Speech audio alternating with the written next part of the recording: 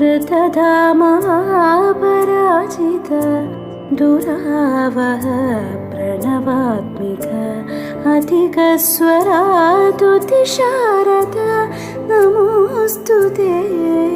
श्यामाम्बरं मुखसागरं तुलसीदलम् अतिसुन्दरम् कनकासुखं